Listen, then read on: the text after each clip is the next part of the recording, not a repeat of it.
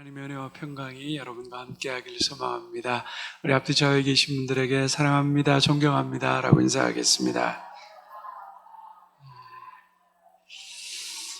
오늘도 수요예배 나오신 여러분들을 사랑하고 존경합니다. 우리 말씀 들어가기 전에 우리 박흥기 집사님 연대 세브란스 병원에 계속 입원해 계신데 좀 다행히 병이 더 진전되지 않으시고 지금 염증일 확률이 커서 계속해서 항생제랑 이런 것들을 투여하고 계신데 6주간 더 입원하셔야 된다고 오늘 좀 통화하고 기도했습니다. 벌써 입원하시고 하신 지가 그러면 2달을 입원해 계신 상황인데 제가 병원 생활 2달 해보니까 정말 너무너무 힘들더라고요. 우리 이미자 권사님, 또 박흥기 집사님 잘 회복되고 건강하게 퇴원하실 수 있도록 여러분들이 계속해서 함께 기도해 주시기를 부탁드립니다. 오늘 우리에게 주신 하나님의 말씀 함께 보도록 하겠습니다. 누가복음 2장 41절에서 52절까지의 말씀입니다. 신약성경 누가복음 2장 41절에서 52절의 말씀을 제가 한 절 여러분들이 한 절 같이 교독하겠습니다. 이 계시의 말씀을 들을 때 살아계신 하나님의 음성을 들을 수 있기를 바랍니다. 제가 먼저 봉독합니다. 그의 부모가 해마다 유월절이 되면 예루살렘으로 가더니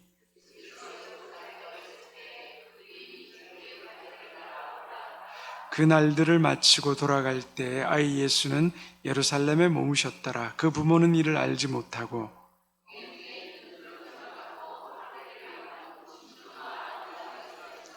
만나지 못함에 찾으면서 예루살렘으로 돌아갔더니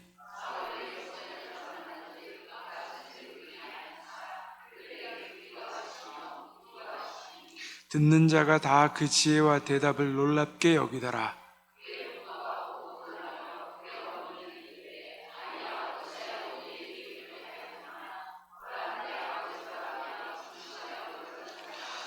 예수께서 이르시되 어찌하여 나를 찾으셨나이까? 내가 내 아버지 집에 있어야 될 줄을 알지 못하셨나이까? 하시니 예수께서 함께 내려가사 나사렛에 이르러 순종하여 받드시더라. 그 어머니는 이 모든 말을 마음에 두니라. 예수는 지혜와 키가 자라며 하나님과 사람에게 더욱 사랑스러워 가시더라. 아멘.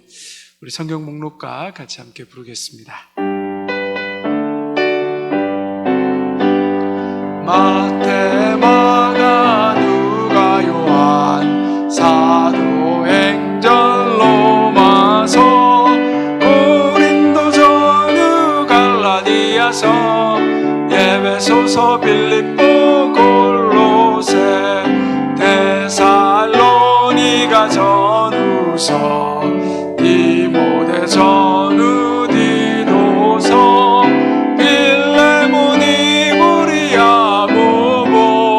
베드로, 전후, 요한, 1, 2, 3, 유다서, 요한, 계시록, 구약 39권에다 신약 27권으로 성경 66권이라. 우리 지도 한번 그려보겠습니다. 4개의 수역 뭐가 있죠? 갈릴리 바다, 요단강, 사해, 지중해가 있습니다. 가운데 선 긋고 밑으로 2개 이렇게 긋게 되면 맨 위쪽에 왼쪽 지역이 뭐라고요? 갈릴리 지역. 그 아래가 사마리아, 그 아래가 유다 지역. 그 다음에 그 요단강 동편이 베레아, 그 중간이 데가볼리. 로마의 10개 도시, 데카폴리스라 그랬죠. 데카는 10이고 폴리스는 도시다. 10개 도시, 그 위에가 이두레, 드라고니 이렇게 있습니다. 중요한 도시를 알아야 된다 그랬죠. 갈릴리 호수 주변에 무슨 도시요? 예수님의 베이스 캠프? 가버나움. 갈릴리 호수 가운데에서 왼쪽으로 약간 내려와 있고요. 거기서 65km 떨어진 곳에 뭐가 있어요? 나사렛이 있고, 나사렛에서 또 8km 떨어진 곳이 가나가 있다. 가운데 사마리아 지역에는 뭘 기억해요? 수가. 그곳이 곧 구약 성경에 나온 세겜, 아브라함과 야곱이 단을 쌓은 곳, 에발산과 그리심산, 이 여호수아가 갔던 그 지역이 바로 그곳이다. 그리고 그 아래에 우리가 여매 옆에 유다 지역에 알아야 될 도시가 뭐라고요? 예루살렘과 베들레헴. 네, 한번 지도 볼까요? 네, 우리가 갈릴리, 사마리아, 유대, 베레아, 데가볼리, 그 다음에 가버나움, 가나, 나사렛, 수가, 예루살렘, 베들레헴. 자, 이 정도 기억하자라고 말씀드렸습니다. 우리가 지난 시간에 예수님의 탄생에 관한 이야기를 들으면서 무엇에 관해서 배웠습니까? 예수님께서 애굽, 지금의 이집트로 피난 간 이야기를 배웠죠. 그죠? 우리가 성경에서 예수님이 단순히 헤롯 대왕이 예수님 그 베들레헴에 태어난 2살 아래의 아이들을 죽이기로 작정했기 때문에 천사가 요셉의 꿈에 나타나서 이집트로 도망가라라는 이야기를 들었잖아요. 성경에는 단순히 이집트로 갔다라는 이야기만 있는데 실은 예수님께서 이집트에 피난하신 시간이 이집트 전승에 의하면 3년 6개월, 학자들은 2년, 짧게는 2년, 길게는 4년간 있었다. 예수님이 공생애를 3년간 사셨는데 이집트에 거의 3년 6개월을 있었다라고 생각하면 그 또한 굉장한 사역과 역사가 된다라고 설명드렸습니다. 예수님께서 그 이집트 땅에서 한 30군데 이상을 피난을 길에 오르십니다. 이집트에는 이미 디아스포라 유대인들이 형성한 유대인 공동체가 있었기 때문에 회당도 있었고 예수님을 돌보아줄 유대인 공동체들이 있었기 때문에 그곳으로 피난 갔지만 예수님이 죽지 않았다는 것을 알게 된 헤롯이 추격들을 보냈기 때문에 예수님이 이집트 땅 내에서 여러 군데로 이동할 수밖에 없었다. 그런데 놀라운 것은 예수님이 가신 곳에 뭐죠? 우상이 허물어지고 그리고 그곳에 교회와 수도원이 생겼다. 그리고 예수님 사후에 예수님의 여자 마가가 이집트로 내려가서 복음을 전하면서 이집트 내에 엄청난 복음의 부흥이 일어났고 이집트 그리스도인들을 뭐라고 부른다 그랬죠? 콥틱 크리스천이라고, 콥틱교라고 우리가 부른다고 이야기했습니다. 그래서 그 이슬람 땅에 10%, 1억 1천만 인구 중에 1,000만에서 1,500만 명, 그리고 전 세계에 한 100여 개 나라의 콥틱 기독교가 지금 선교를 하고 있고 핍박과 박해의 상황 속에서도 이집트 내에 이 콥틱 기독교를 믿는 수많은 사람들이 계속해서 복음 가운데 또 그 복음을 전하는 그런 사역들을 하고 있다. 그래서 콥틱 기독교의 손목에 뭐가 있다고요? 십자가의 표시가 있다. 그래, 콥틱 기독교인들은 이렇게 손목을 내밀면 자기가 콥틱 그리스도인이라는 것을 이야기한다라고 우리가 지난 시간에 나누었습니다.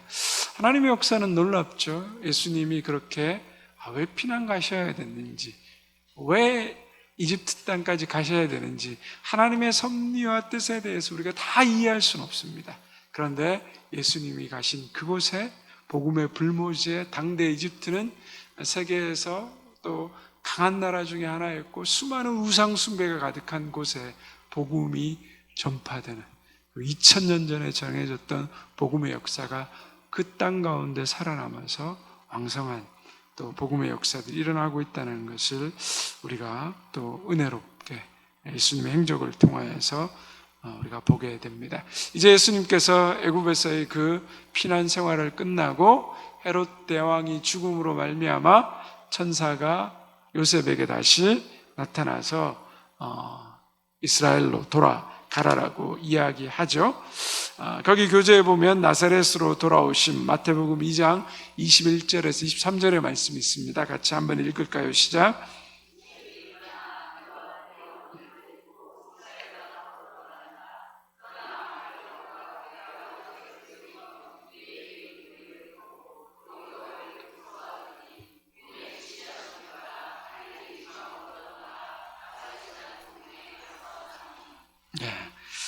이스라엘로 돌아가라라는 꿈의 천사의 이야기를 듣고 돌아가려고 했는데 고향 땅 베들레헴에 또 예수님이 태어난 그곳에 유대 땅에 거하려고 했는데 거기에 누가 등장해요?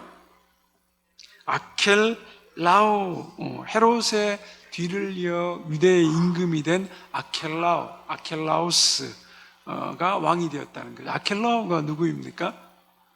제가 앞에서 그 복음서의 지리와 배경을 설명할 때 한번 설명드렸는데 여러분 기억나시나요? 아켈라오가 누구죠? 네. 네. 잊어주셔서 감사합니다. 다시 한번 설명드릴게요. 예수님 당시에 예수님을 죽이려고 했던 왕은 누구요? 헤롯 대왕이라고 했죠. 헤롯 대왕 아래에 여러 명의 아들이 있는데 헤롯 대왕이 죽으면서 3명의 아들에게 이스라엘 땅을 나누어 줍니다. 원래 자기 혼자 통치하던 땅이었는데 3명의 왕에게 나눠줘서 그 왕들을 뭐죠? 분봉왕이다. 우리 성경에 분봉왕 헤롯이라고 얘기하잖아요. 그래서 대부분 이름이 3명의 왕에게 나눠졌는데 헤롯 아켈라오, 그 다음에 헤롯 안티파스, 그 다음에 헤롯 빌립, 이 3 아들에게 나눠주게 됩니다. 한번 지도를 한번 보여주시겠습니까? 지도를 보면요, 저기 나오죠. 유대와 사마리아 지역을 누가 다스렸냐면 헤롯 아켈라오가 다스립니다. 그리고 갈릴리와 베레아 지역을 헤롯 안티파스, 그 다음에 그 위에 헤롯 빌립이 땅을 다스리게 되죠. 헤롯 아켈라오가 실은 가장 좋은 땅을 소유하고 있었습니다. 그런데 베들레헴으로 가지 못하고 헤롯 아켈라오를 피해서 갈릴리 나사렛으로 갔다고 합니다. 왜냐하면 이 헤롯 아켈라오가 통치 기간이 길지 못해요. 한 6년 정도 다스렸는데, 왜냐하면 그의 성정이 너무 포악하고 악했습니다. 그를 반대하려는 사람 유대인 3,000명이 있었는데 그 이야기를 듣고 군사를 보내어서 다 죽여버립니다. 잔혹한 왕이었습니다. 그래서 그가 임금된 자리가 있을 때 유대인과 사마리아인들이 서로 상종하지 않는데 힘을 합쳐서 로마 황제에 가서 이 왕을 폐위해달라고 그렇게 사신까지 보낼 정도였습니다. 그러니 그 포악한 왕이 있는 땅에 겁이 나는 거죠. 헤롯 대왕도 예수님을 죽이려고 했는데 아직까지도 그런 마음을 가지고 예수님을 죽이려고 하면 겁이 나기 때문에 그 땅에 살 수가 없죠. 그래서 피해서 어디로 갑니까? 자신들이 있었던 나사렛이라는 동네로 가게 됩니다. 근데 성경은 우리가 그 앞에 마태복음 2장 읽어보면 나사렛에서 예수님이 나사렛 사람이란 말을 이루려고 그곳에 갔다라고 이야기하고 있는 거죠. 애굽에서 피난왔습니다. 그런데 다시 유대 땅에서도 어때요? 정착하지 못하죠.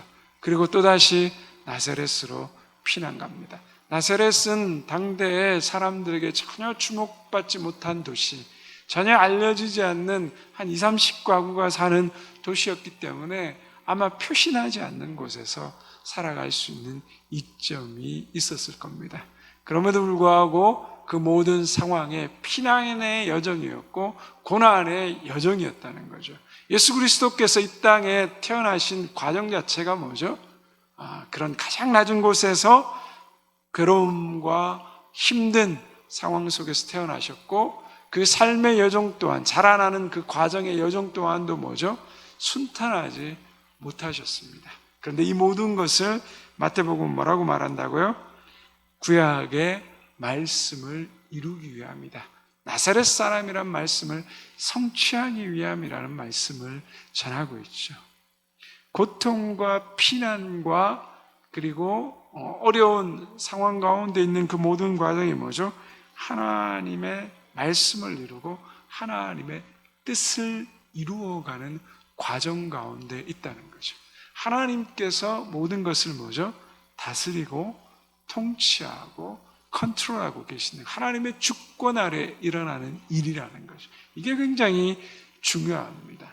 우리의 삶도 마찬가지 아닙니까? 내가 원치 않는 일, 내가 원치 않는 병, 내가 원치 않는 고난, 내 자녀가 이렇게 내가 원치 않는 일들 가운데서 전혀 다른 방향으로 흘러갈 때 우리는 굉장히 당황스럽고, 왜 내 삶 가운데 이런 일이 일어나는지, 왜 이런 일을 내가 당해야 되는지 우리는 이해하지 못할 때가 많습니다. 그러나 중요한 건 뭐죠? 내가 하나님 안에 있다면 그 모든 상황을 다스리시는 분이 누구다라고요? 하나님이시다. 그것이 우리의 믿음이어야 됩니다. 그래서 내가 원하고 좋은 일이 이루어진 것만을 기쁘고 즐거워하는 것이 아니라, 내가 원치 않는 일이 이루어졌을지라도 그것이 하나님의 뜻 가운데 있는 일이라면 우리가 하나님을 신뢰하고 하나님을 믿고 의지하는 가운데 나아가야 된다는 거죠. 다 할 수 없는데 예수님께서 그렇게 계속해서 피난 다니고 또 나사렛까지 가야 되는 그 이유를 알 수 없지만, 그것이 하나님 뜻 가운데 일어난 일이다. 그거면 족하다는 거예요. 그거면 감사하다는 거예요. 그래서 우리가 어떤 상황에 있든지 하나님 안에서 일어난 일이라고 우리가 하나님의 다스림을 믿는다면, 우리의 삶에 일어난 고난도 뭐죠? 하나님께서 다스리고 계시기 때문에 그 일을 통하여서 하나님이 이루려고 하시는 뜻이 있다. 그래서 그것이 우리에게 소망이 될 수 있다는 믿음을 가지는 것이 중요합니다. 자, 그러면 예수님의 가족이 나사렛에서 여러분 어떻게 살았을까요? 어떻게 살았을 것 같습니까? 나사렛에 가서 어떻게 살았을까요? 예수님 아버지의 직업이 뭐였어요? 네, 목수였죠. 목수. 성경에 보면 이 목수에 대한 이야기가 거의 나오지 않습니다. 그리고 이 목수라는 것은 우리말로 이제 번역하기 위해서 목수라고 이해할 수 있는 말로 썼는데, 실은 건축 기술자예요. 기술자. 그래서 우리 목수하면 나무를 다루는 직업을 생각하는데, 실은 이스라엘은 어때요? 나무가 많습니까? 많지 않습니까? 많지 않아요. 거의 다 돌덩이에요. 집도 보면 뭐죠? 다 돌로 지었죠. 그리고 지난번에 예수님이 피난 갔을 때 요셉과 마리아가 산 집들도 다 뭐예요? 동굴이에요. 동굴. 돌 안에 돌 바탕으로 해서 동굴 속에 집을 짓고, 나중에 건축 기술이 발달해서 다 돌로 짓는다는 거죠. 그래서 다윗이 하나님의 성전을 지었을 때 레바논에서 백향목을 가지고 오잖아요. 나무가 귀하니까 이스라엘은 그 귀한 나무로 지을 만한, 건축할 만한 좋은 나무가 없으니까 다 수입해 오는 거예요. 이스라엘은 돌들이 흔하잖아요. 그래서 목수라고 말하지만 실은 이 건축하는 일을 했다. 그래서 나무뿐만 아니라 돌을 다루고 건축에 관련된 기술을 하는 직업이었다. 우리가 그렇게 생각하면 좋죠. 근데 나사렛은 뭐죠? 아까도 말씀드렸지만 작은 마을이었단 말이죠. 20가구에서 30가구밖에 없어요. 그럼 거기서 이 건축 일을 할 수 있습니까? 없죠. 뭐 20, 30가구 일해봐야 뭐 그 마을에 얼마나 할 수 있겠습니까? 그래서 우리가 오늘 보아야 될 도시가 하나 나오는 거예요. 만약에 여러분 거기 뭐가 나와요? 찌폴이라고 나오죠. 찌폴이. 또 영어로 하면 세포리스라고 말하는데, 이 도시는 나사렛에서 북서쪽으로 몇 킬로 떨어져 있어요? 6km 떨어져 있다. 여러분 거기 지도 보시면 갈릴리 호수가 있고, 거기 우리가 나사렛이 있고, 나사렛 위쪽에 뭐가 있어요? 세포리스라고 있죠. 그것이 찌폴이, 찌폴이라고 합니다. 히브리 말로. 저기도 보면 세폴이라고 번역되어 나와 있는데 저곳이 찌폴이라는 도시예요.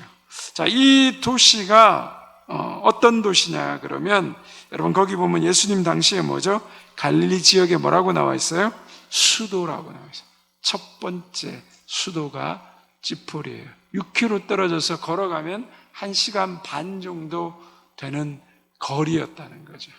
이 찌폴이라는 도시는 성경에 나오지 않습니다. 그래서 우리가 잘 알지 못하지만, 이 찌폴이라는 도시를 갈릴리 지역의 수도로 세웠다는 것은 아까 우리가 봤던 그 갈릴리 지역을 다스리는 사람이 헤롯 안티파스거든요.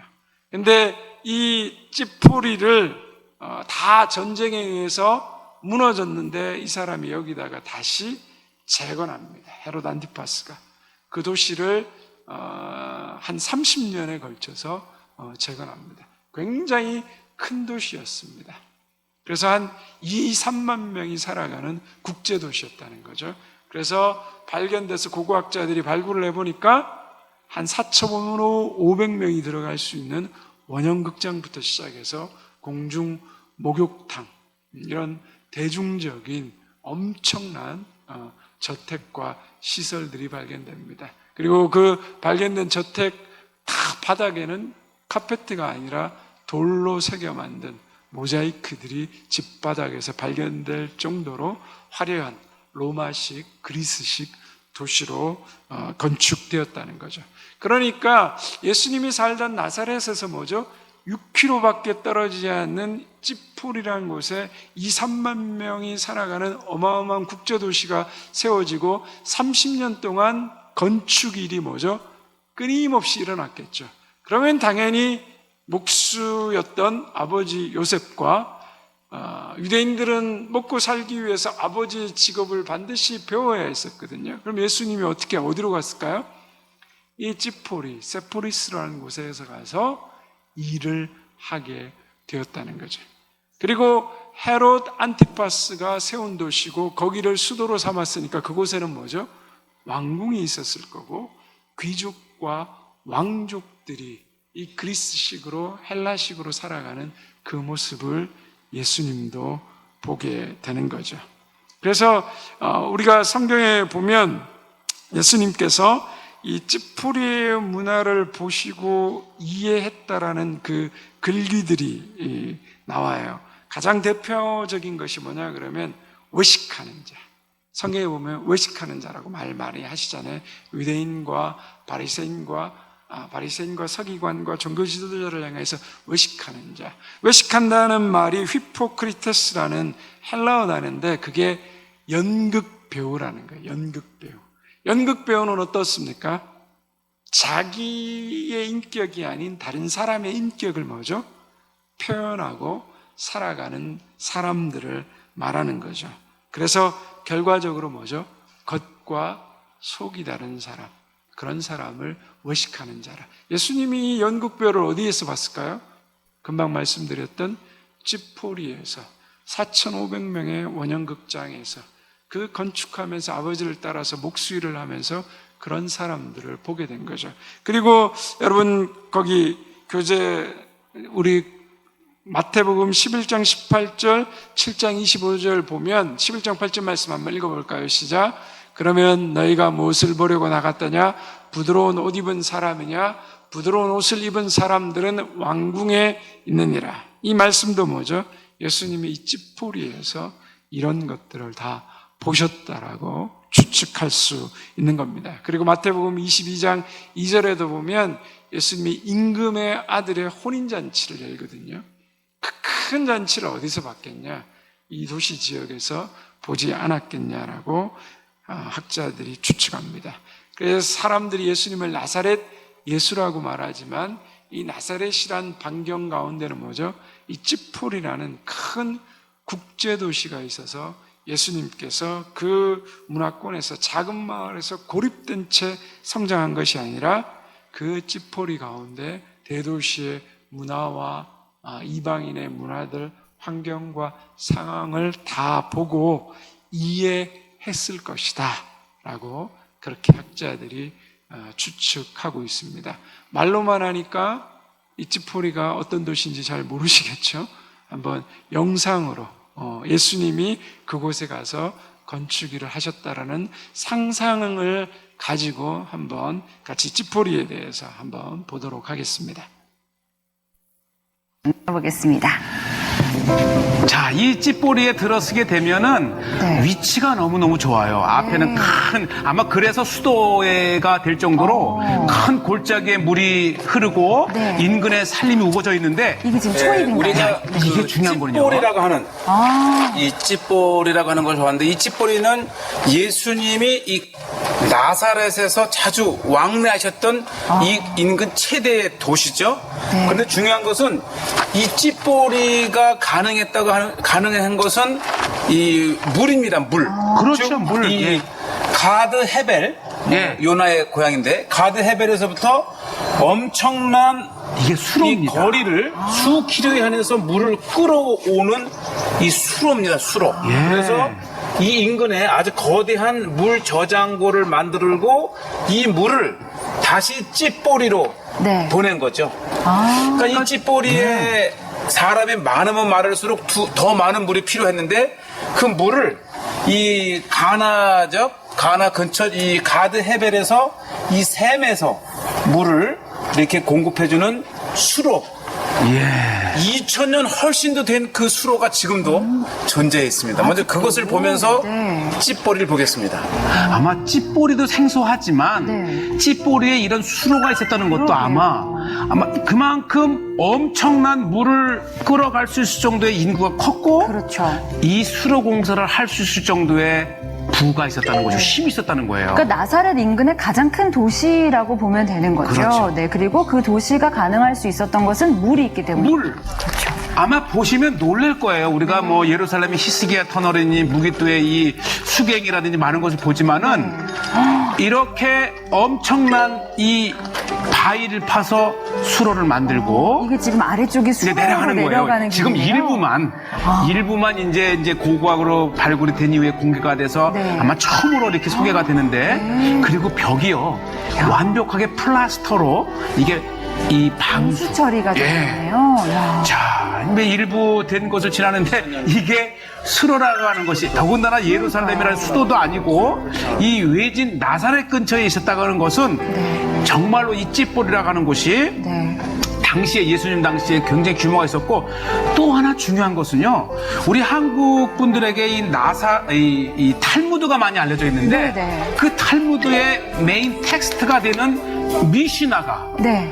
완성된 것이 바로 이 찌뿌리입니다. 아, 그러니까 찌뿌리는 사실 성경에서도 그렇고 어떤 역사적으로도 유대인들의 그렇고, 역사에게서 네, 굉장히 결코, 의미 있는 예. 곳이네요. 그래서 이 사실 수로의 우리 크기도 엄청나고요. 그럼요. 우리 기독교 교회보다도 사실은 유대인들에게 네. 이미 익혀 알려진 것이고 우리 기독교인들에게는 이제 패션 오브 크라이스트라는 영화가 이제 개봉된 이후에 주목을 받기 시작했어요. 아, 그렇군요. 여기 지금 관광객들의 모습도 쭉 그렇죠. 보이는데요. 굉장히 이 규모가 큰 국립공원이고요. 국립공원. 예, 아마 한두 시간 가지고 요것이 이제 이 마르미에라고 하는 우리 제가 많이 설명했던 차가 네. 있고 아마 이게 들어가면 요것이 이제 네. 로뎀나무의 일종인데 아키로뎀이라고 하는 것인데요. 아키로뎀. 역시 로뎀나무의 한 종류고요. 그다음에 또 이곳에 들어가면서 요게 우슬초. 아, 우슬초. 예, 이제 우리 네. 이제 많이 뭐 피자로도 먹어보고 맞아요. 소개가 됐는데 이제 이러한 이제 성경 시대 때의 이런 식물들을 보면서 바로 이게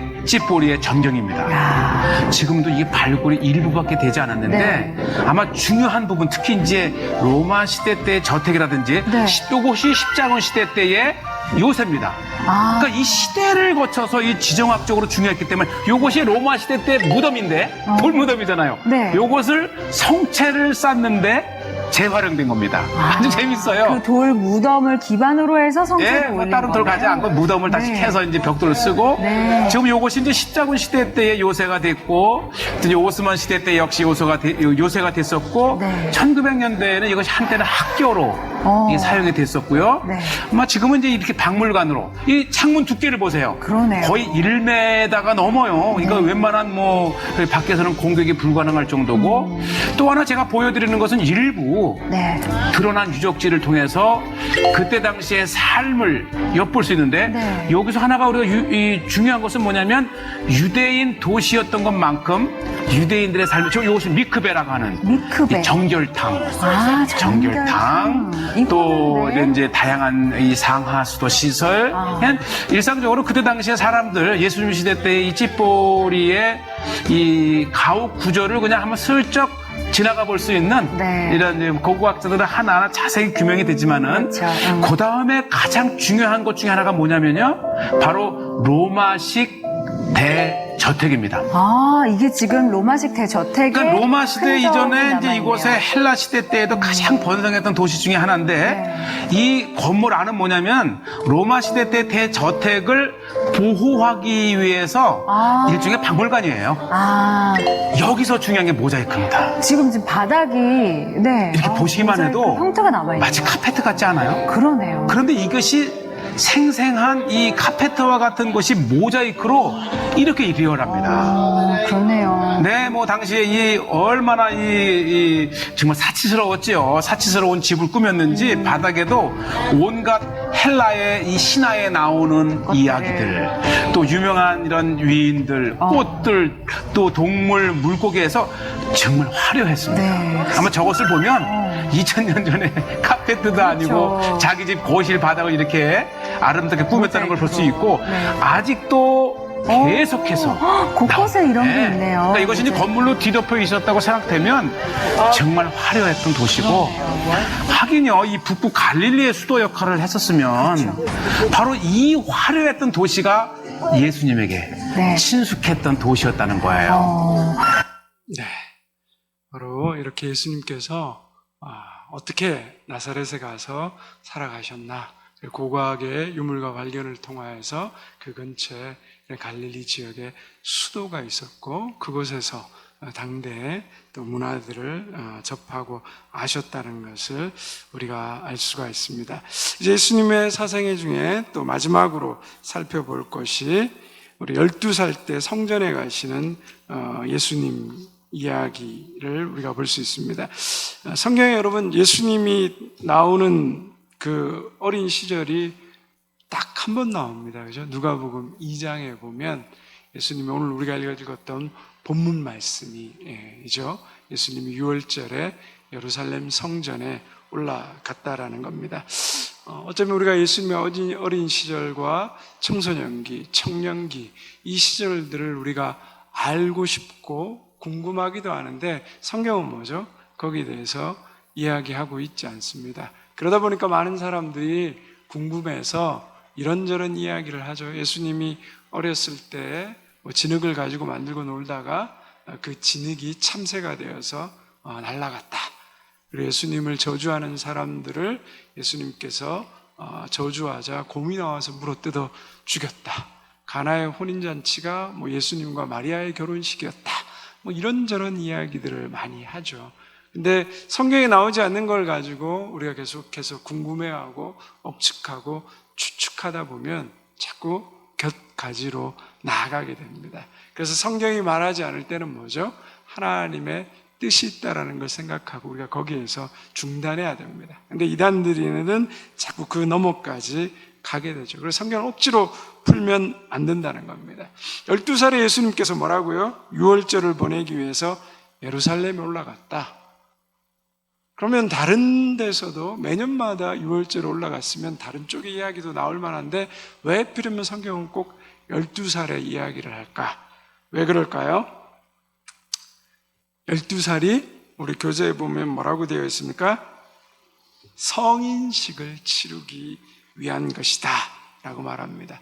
이스라엘에서는 남자가 13세, 여자애들이 12세 때 성인식을 치르게 됩니다. 그래서 1년 전부터 준비해서 기도하는 방법과 토라, 모세오경을 읽는 법 등을 가르치고 배우게 되는데요. 왜 여자는 한 살 더 빨리 성인식을 하느냐? 여자가 더 성숙하고 더 이렇게 남자들보다 발달이 빠르기 때문이라고 이야기도 하지만 요즘 이제 또 이스라엘에서도 개혁 유대교에서는 남자와 여자의 나이에 차별을 두면 안 된다 그래서 13세 동일하게 성인식을 한다고도 이야기하는데 대부분은 보통 유대인들은 남자 13세, 여자 12세에 성인식을 한다라고 합니다. 즉 12살 소년 예수님이 예루살렘에 올라간 것, 그 유월절을 절기를 지키기 올라간 것을 기록한 것은 바로 13세로 올라가는 성인식을 치르기 위해서다라고 얘기합니다. 그럼 왜 13세냐? 그 이유에 대해서는 정확하진 않지만 그냥 유대인들의 전승에 의하면 아브라함이 하란을 고향을 떠난 유대인 전승 속에 보면 아브라함이 우상을 버렸다. 또 야곱이 형을 떠난 나이가 한 그 정도 된다. 뭐 이런저런 이야기들이 나오는데 정확한 건 없다라고 이야기합니다. 그런데 어쨌든 13세 유대인들이 성인식을 치르고 나면 그 전에는 부모의 모든 결정과 신앙에 의해서 따라 살아가게 되다가 성인식을 치르고 나면 성인으로 인정을 받게 됩니다. 유대인들이 회당을 세우는 기준이요, 성인 10명이 모이면 전 세계 어디서나 회당을 신청하면 회당을 세우게 되어 있습니다.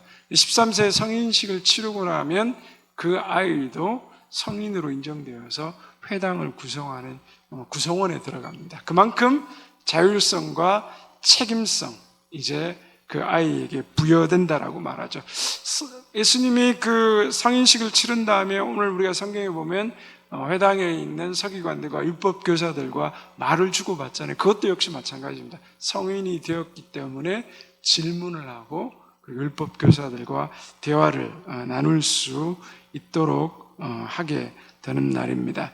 그런데 이 성인식은 이스라엘에서 보면 우리나라는 성인식 하면 몇 세 하죠? 20세 하잖아요. 그리고 대부분 성인식 치러주는 과정이 어떻습니까? 대학교에서 술 먹는 날이죠. 술 먹는 날.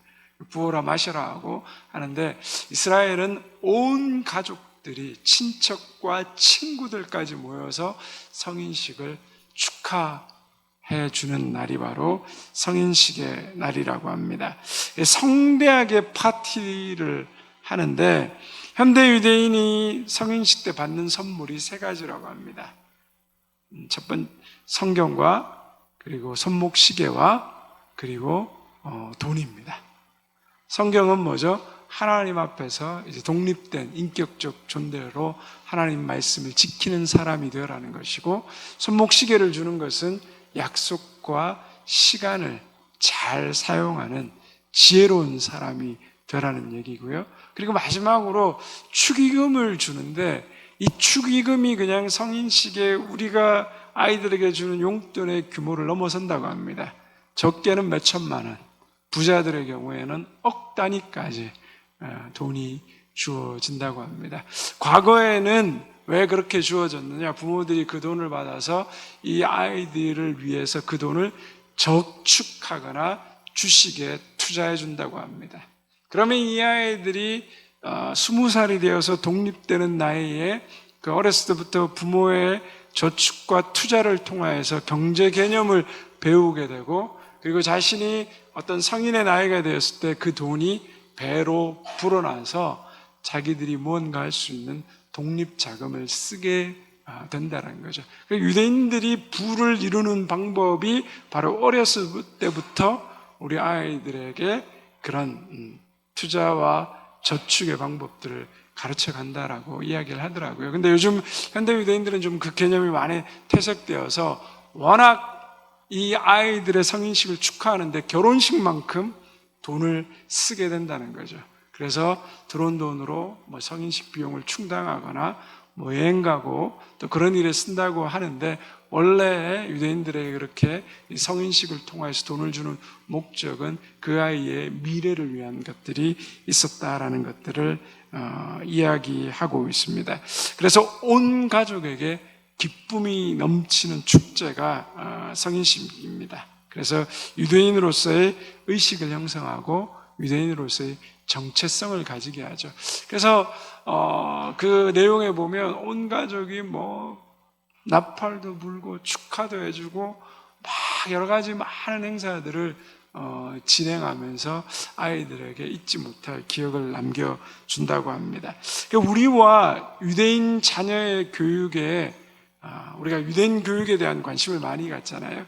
차이가 있다면 우리나라 부모들은 어떻습니까?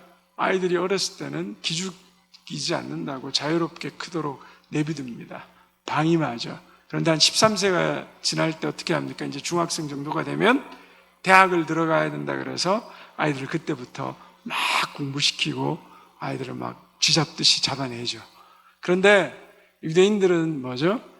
태어나는 순간부터 12세까지 성인식 전까지 부모가 철저하게 신앙교육과 삶의 교육을 시킵니다. 부부 공동교육이죠. 아이들이 5살 되면 이미 성경을 읽을 수 있는 나이라 그래서 토라를 읽어줍니다. 그리고 성경을 암송하게 합니다. 그리고 아버지는 아무리 바빠도 퇴근 시간이 되면 들어와서 식탁에 교절을 하죠. 하브루타라 그러죠. 유대인의 교육. 앉아서 2-3시간씩 아이와 대화합니다. 부모들의 가장 중요한 질문이 오늘 네가 학교에서 선생님에게 무엇을 질문했니? 어떤 걸 물어봤니? 토론식으로 수업하고 대화하죠. 그리고 항상 자기 전에는 아이들에게 성경과 책을 읽어주는 그러한 습관들을 가져간다는 거죠. 그래서 12세 때까지 철저한 신앙교육을 하고 13세 성인식을 치우고 나면 이제 책임이 아이에게 넘어가는 거죠. 그래서 성인식을 치르는 것은 부모가 하나님 앞에서 이 아이를 위탁받아서 믿음과 신앙으로 온전히 하나님 앞에서 잘 양육해 왔습니다. 그리고 이제 이 모든 저에게 맡겨진 소명을 잘 감당했고 부모가 아이의 모든 교육으로부터 자유케 되는 날, 그것이 바로 성인식입니다. 아이는 성인으로 인정받으면서 기쁨과 축제의 날이고 부모는 하나님으로부터 부여받은 신앙교육과 삶의 책임을 자유롭게 되는 날이 바로 성인식이라고 이야기하고 있다라는 것들을 우리가 좀 살펴볼 수가 있습니다. 그래서 유대인들이요, 어렸을 때부터 이 교육을 받으면서 성경을 암송하고 부모와 토론하고 대화하고 이야기하면서 보통 아이들이 5살 정도 되면 800-900단어 이해한다라고 이야기하는데 유대인 아이들은 조사를 해보니까, 연구를 해보니까 한 1500단어 이상을 이해하고 안다라는 거죠. 그래서 유대인들의 교육의 비결이 그래서 전 세계적으로 유명한 그러한 가능성 가운데 들어갑니다. 또 하나는 우리나라는 뭐죠? 1등만을 추구하잖아요. 베스트만 찾잖아요. 최고의 사람들을. 그런데 유대인들은 최고의 베스트를 길러내는 교육을 하는 게 아니라 유니크한 교육을 한대요. 뭐냐 그러면 독특성을 찾아내는 것. 그래서 우리가 성경에도 달란트 비유가 있잖아요.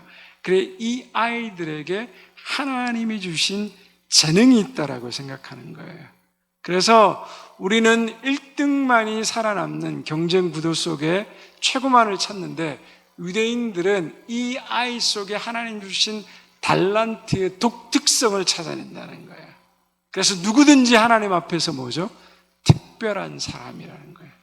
너에게 준 하나님의 달란트와 너에게 준 은사가 있다는 거죠. 각자에게 맞는 삶에서 하나님이 주신 대로 자기가 할 수 있는 그 재능을 가지고 은사를 발휘해내게 하는 것, 그것이 유대인의 교육이라는 거죠. 그래서 한 사람 한 사람 한 사람이 뭐죠? 하나님의 형상으로 창조받고 지음받았기 때문에 그 사람 안에 하나님이 허락하신 은사와 능력을 발휘하는 것.